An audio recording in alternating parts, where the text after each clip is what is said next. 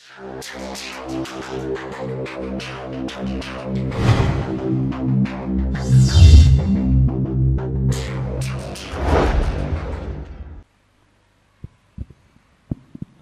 warahmatullahi wabarakatuh. Assalamualaikum warahmatullahi wabarakatuh. Buya, saya ingin nanya masalah pemimpin non-muslim.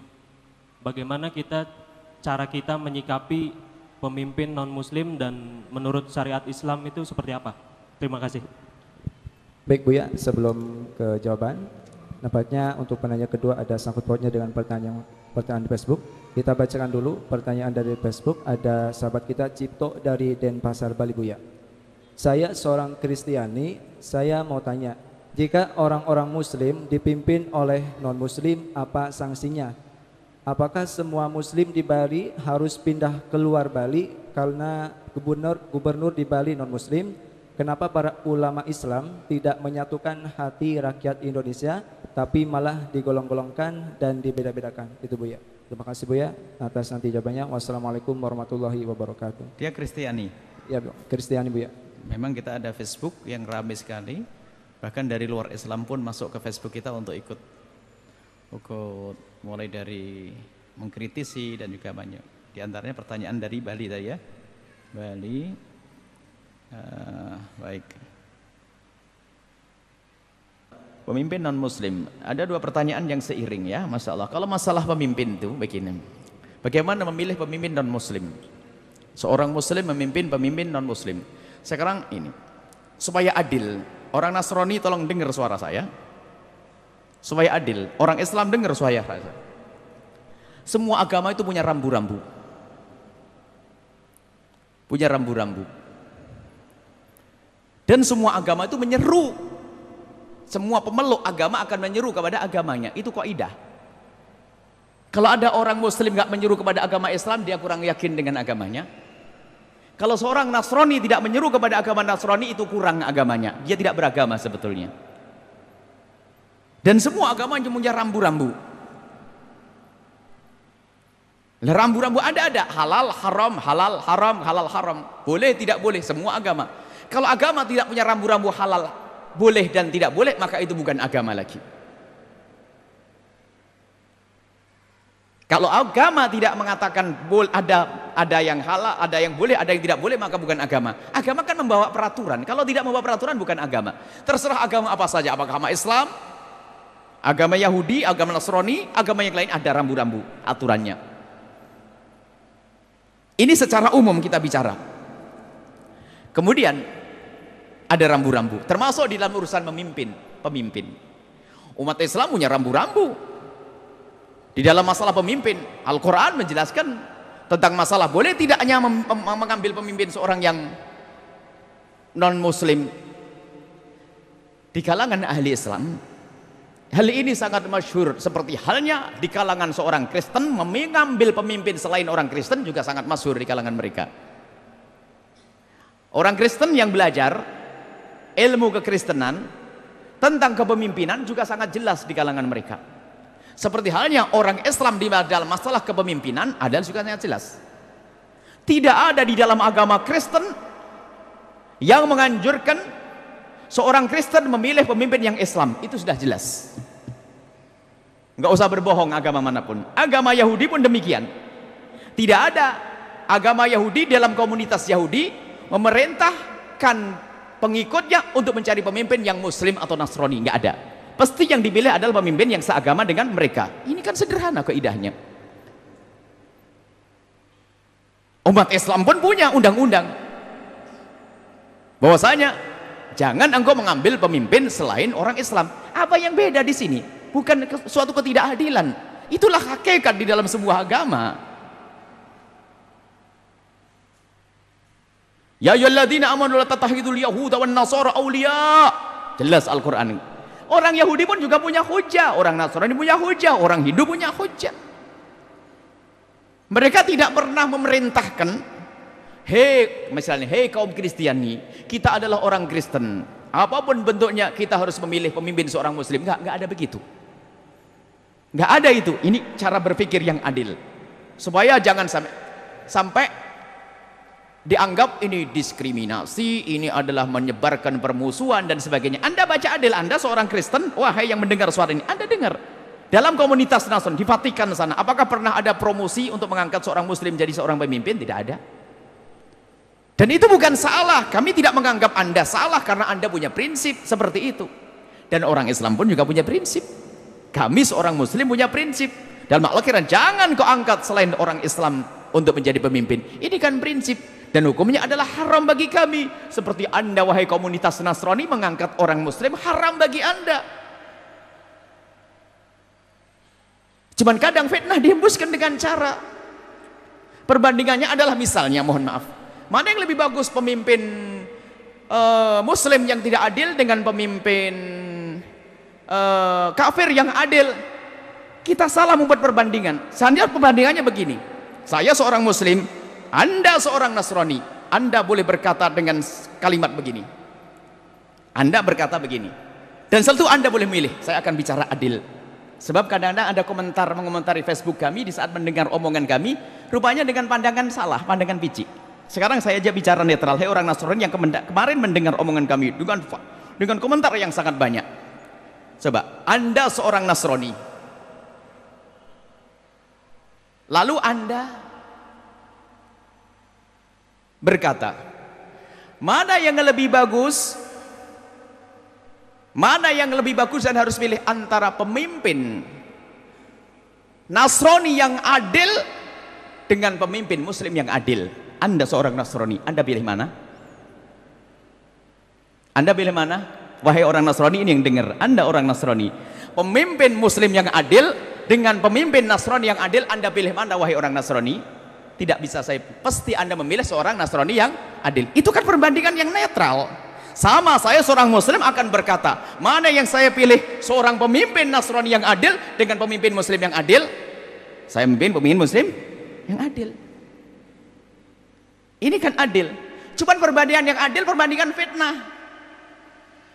Di kalangan kaum Kristiani, seorang pendeta berkata begini, coba supaya adil cara pandang.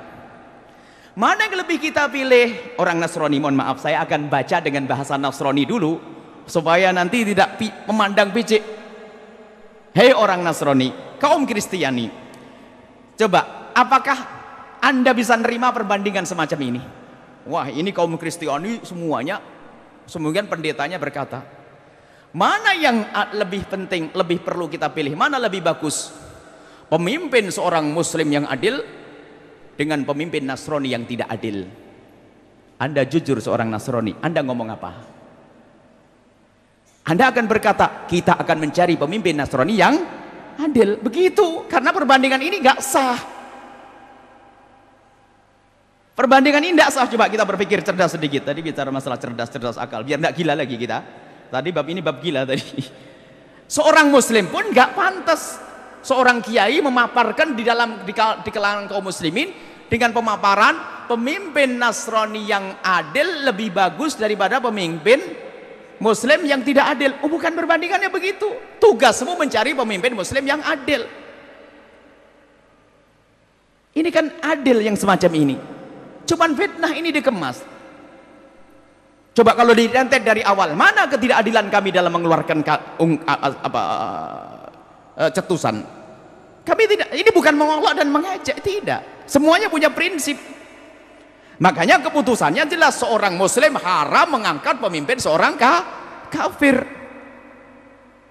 Adapun kasusnya, perbandingannya adalah bagaimana jika ada ternyata di sebuah negara dipimpin oleh seorang pemimpin yang adil, kafir adil, lalu yang satu lagi negara dipimpin oleh seorang muslim yang tidak adil.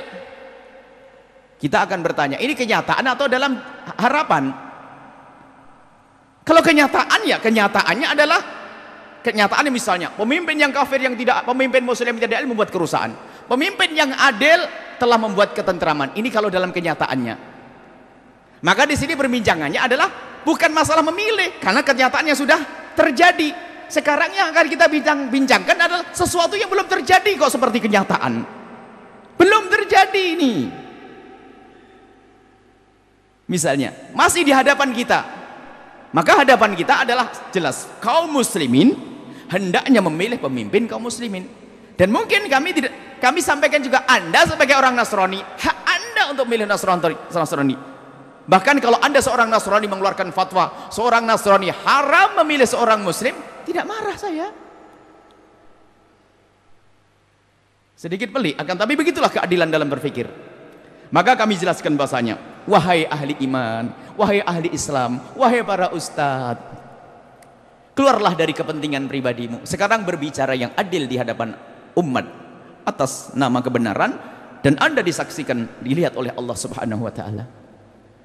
Tidak pantas Anda mengatakan bahasanya pemimpin kafir yang adil lebih bagus daripada pemimpin Islam yang tidak adil, karena itu bukan perbandingan. Seperti Anda wahai orang Nasrani, tidak pantas Anda mengelabui umat Anda lalu berkata pemimpin muslim yang adil lebih bagus daripada pemimpin kafir yang adil menurut Anda.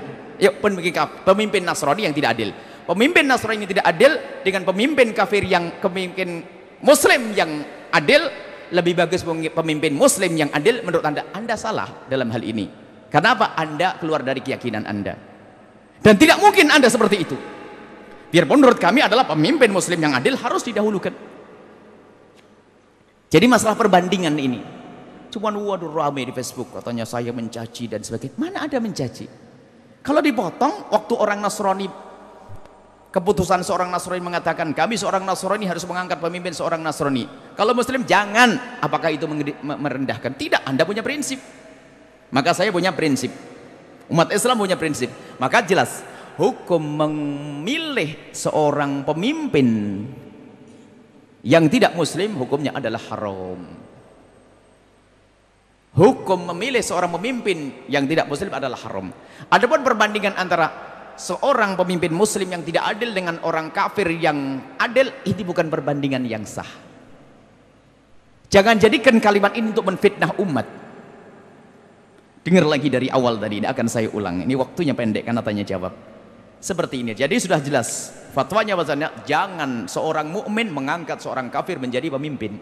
Jangan mengangkat. Kalau ternyata sudah terangkat, jawaban yang kedua tadi. Pertanyaan dari mana? Bali tadi. Ada seorang warga, seorang Kristiani, saudara sebagai manusia. Oh, seorang Nasrani saudara kita sebagai seorang manusia. Islam tidak mengajarkan peperangan dan permusuhan. Akan tapi persaudaraan sebagai manusia tetap bertetangga yang baik.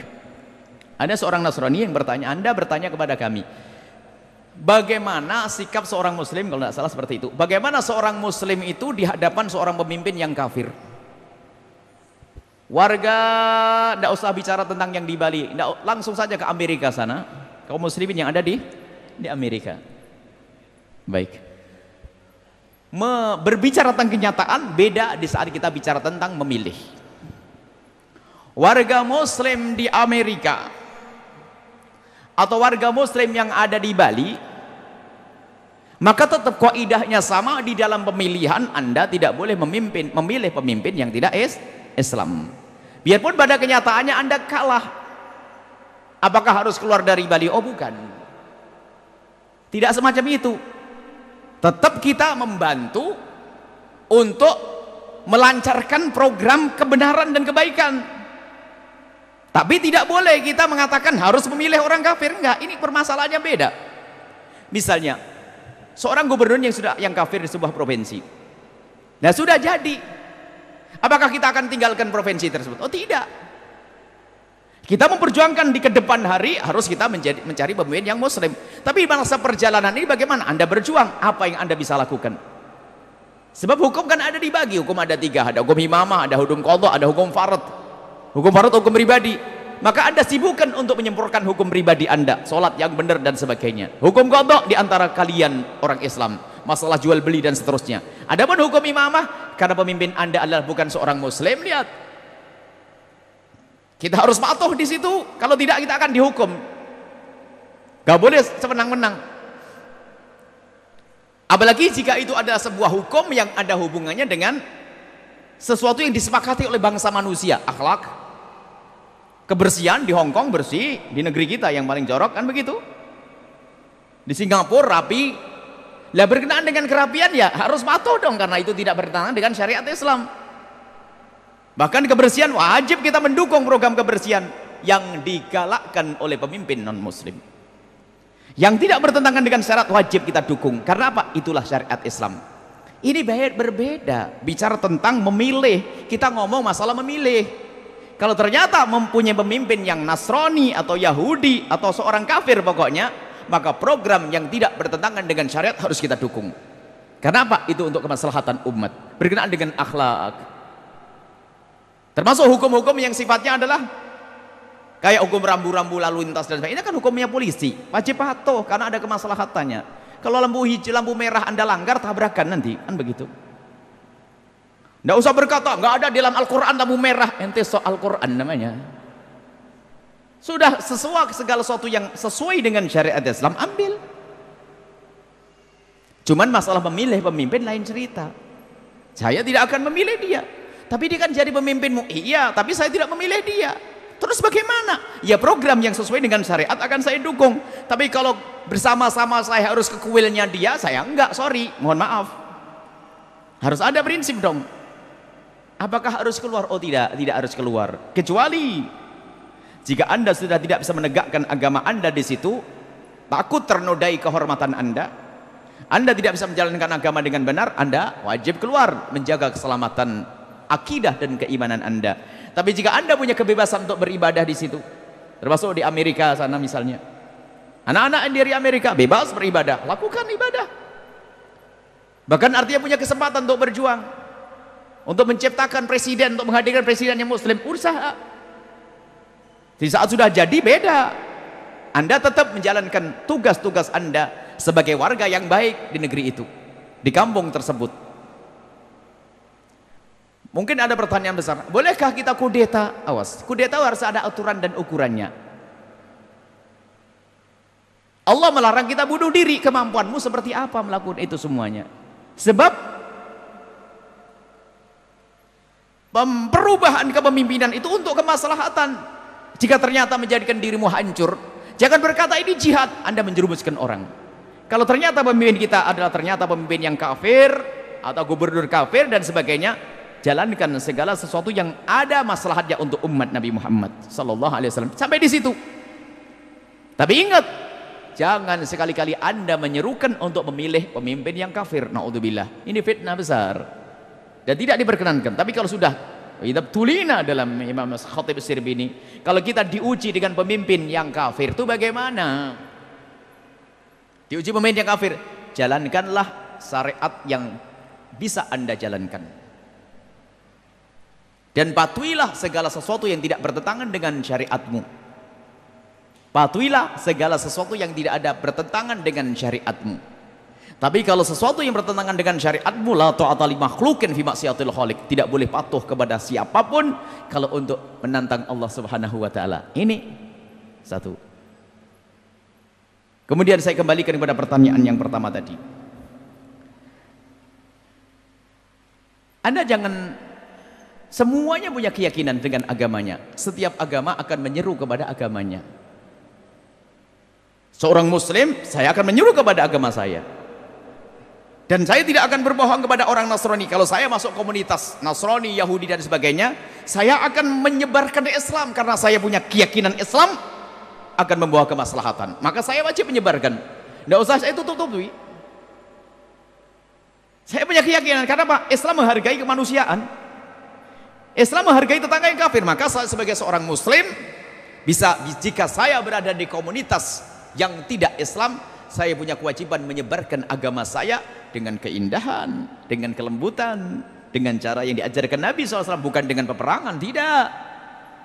Seperti yang dilakukan oleh para wali songo, bagaimana orang Hindu, Buddha yang ada di Indonesia, Islam sampai hari ini hampir hilang semuanya, 90%, 85% atau 90% masuk Islam. Lihat, saya punya kewajiban. Dan kami yakin semua agama pun demikian. Artinya apa yang harus Anda pahami wahai orang Islam? Jika Anda menemukan calon selain Islam saat ini berbuat baik yang banyak untuk umat Islam, Anda harus tahu dia juga berbuat baik banyak untuk agama mereka. Ini bukan masalah suudon dan tidak suudon, karena bukan suudon, justru ini keyakinan kami. Semua orang punya agama, dia akan menyuruh kepada Masalah membantu, Islam pun memberi bantuan. Kalau saya memberi, jujur, saya memberikan bantuan kepada seorang Nasrani, saya kasih makan, kemudian saya kasih duit, saya bertata krama yang baik. Apakah murni saya memberikan makanan saja? Oh tidak. Di dalam hati saya ada kerinduan untuk membawa dia kepada Islam. Saya punya kerinduan untuk membawa dia kepada Islam. Karena apa? Saya ingin tetanggaku yang Nasrani selamat agar masuk surga. Makanya saya kasih makan, saya datangi dengan baik dan sebagainya. Orang Nasrani pun juga demikian. Kalau dia punya keyakinan, dia mungkin membantu pembangunan masjid dan sebagainya. Tapi tentu ada tujuan. Dan tujuannya itu saya tidak suudon. Saya dibilang, oh ini apa Buya Yahya suudon? Orang bantu masjid kok diprasangkai buruk? Oh bukan. Ini kan sesuai dengan keyakinan. Anda seorang Nasrani, pasti Anda akan menyeru kepada agama Anda. Kalau masalah bantuan masjid, makanan sebagainya adalah bantuan. Kesadaran Anda akan kemanusiaan, tapi dalam diri pribadi Anda tentu akan menyeru kepada agama Anda. Sama dalam Islam pun demikian. Bukan masalah suudon, enggak, bukan suudon. Enggak terima kasih dengan seorang calon bupati atau gubernur yang bantu masjid. Loh, ini bukan masalah terima kasih, bukan terima kasih. Kami berbicara bahwasanya semua orang yang punya agama akan menyeru kepada agamanya. Enggak bisa dipungkiri ini. Dan ingin berubah karena dengan keyakinannya. Seperti orang Islam menginginkan orang di luar Islam semuanya masuk Islam. Karena apa? Saya yakin agama yang saya anut adalah agama membawa kesejahteraan di dunia dan di akhirat. Pun demikian tidak dengan peperangan, kami tidak membunuh. Alhamdulillah Islam datang ke Indonesia Raya tidak dengan pedang, dengan kelembutan akhlak para kekasih Allah yang datang dari Hujarat, dari Hadramut dan seterusnya. Indah. Inilah yang harus kita pahami. Mohon, wahai orang Kristiani, Anda jika mendengar suara ini, Anda dengar dengan pelan. Dan ini tidak ada hubungannya dengan keributan yang terjadi di ibu kota sana tentang pemimpin. Tidak, kami bicara tentang ini kaidah-kaidah semacam ini. Agar paham, jika ada fatwa seorang ustadz yang mengharamkan memilih pemimpin Islam, pemimpin selain Islam, ini ada kaidahnya. Bukan semata-mata urusan suudon dan sebagainya. Bukan, suudon nggak masuk dalam dunia ini. Karena keyakinan bukan suudon lagi. Saya yakin Anda akan menyeru kepada agama Anda. Yakin, bukan suudon lagi. Kenapa suudon? Dan Anda pun juga yakin kalau saya menyeru kepada agama saya. Karena Anda meyakini agama Anda benar, seorang Kristen, maka Anda akan menyeru kepada agama Anda. Saya sebagai seorang Muslim akan menyeru kepada agama saya. Loh, bukan suudon dalam hal ini. Maka yang saya herankan adalah jika ada seorang Kristen, misalnya, jika ada seorang Kristen yang katanya yakin dengan agamanya, kemudian menyeru untuk lebih memilih pemimpin selain Kristen. Ini kan aneh. Berarti kamu tidak punya keyakinan, wahai orang Nasrani, kan begitu. Maka lebih aneh lagi, sama kurang lebihnya. Ada seorang Muslim menyeru untuk memilih pemimpin selain Muslim. Selesai. Adil atau tidak? Adil, biar orang Nasrani dengar ceramah ini insya Allah aman. Sebetulnya kami tidak bermaksud kepada orang Nasrani. Saya bermaksud kepada saudaraku yang seiman. Agar Anda jelas, punya dhawabit, punya rambu-rambu dalam mengeluarkan fatwa dan keputusan. Jelas, mengambil seorang pemimpin selain Muslim hukumnya haram sesuai dengan rincian yang panjang tadi. Semoga Allah mengampuni kita semuanya dan memilihkan pemimpin yang benar. Allahu a'lam bishawab.